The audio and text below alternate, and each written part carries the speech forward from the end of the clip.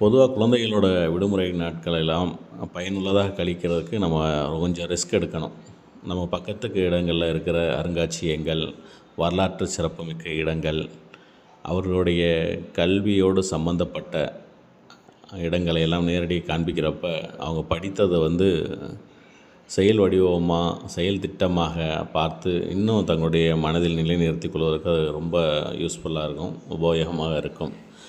நாம் இப்போ மதுரை ரிங் ரோட்லேருந்து கிளம்பி அப்படியே ஆற்றுப்பாலம் தாண்டி வைகை ஆற்றுப்பாலம் தாண்டி அப்படியே சிலைமான் நோக்கி போய்கிட்டுருக்கோம். இப்படி இதை பார்க்குறப்ப உங்களுக்கு ரொம்ப எளிதாக கண்டுபிடிச்சலாம் நம்ம இப்போ எங்கே போகிறோம் அப்படின்னு. மதுரையிலேருந்து ரொம்ப பக்கத்தில் இருக்க கீழடி அகழாய்வு இடங்களை பார்க்குறதுக்கு தான் அங்கே உள்ள அருங்காட்சியகத்துக்கு போகிறோம்.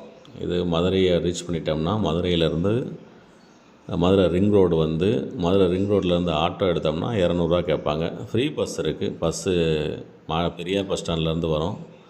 அப்படி இல்லைன்னா நீங்கள் சிலைமான்லேருந்து ஒரு 10 ரூபாயில் ஆட்டோ எடுத்தோம்னா இங்கே ஈஸியாக எளிதாக ரீச் பண்ணிடலாம். இங்கே தமிழர்கள் ஒரு 5000 வருடங்களுக்கு முன்பு எப்படி வாழ்ந்தாங்க, அவர்கள் அறிவில் எப்படி சிறந்து விளங்கினார்கள், அவருடைய நாகரிக வாழ்வு எப்படி இருந்தது, அவர்கள் பிற நாடுகளுடன் செய்த வணிகம் எல்லாவற்றையும் மிக தெளிவாக இங்கே உள்ள அருங்காட்சியகத்தில் காட்சிப்படுத்தியிருக்கிறார்கள். பெரியவர்களுக்கு 10 ரூபாயும் பெரியவர்கள் 15 ரூபாயும் சிறியவர்கள் 10 ரூபாயும்.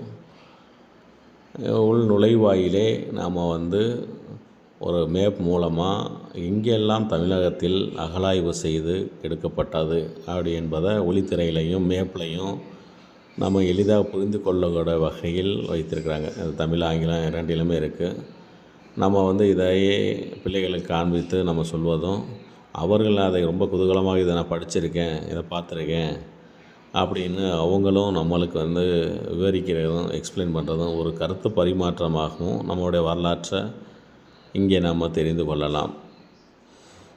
எல்லாமே எங்கெங்கே அகழாய்வு செய்து எடுக்கப்பட்டது எல்லாத்தையும் ஒவ்வொரு இடங்கள்லையும் உள்ள அருங்காட்சிகளை வைத்திருந்தாலும் அதனுடைய ஒளிப்பயலைகள் படங்கள் மட்டுமே இங்கே வைத்துட்டோம்.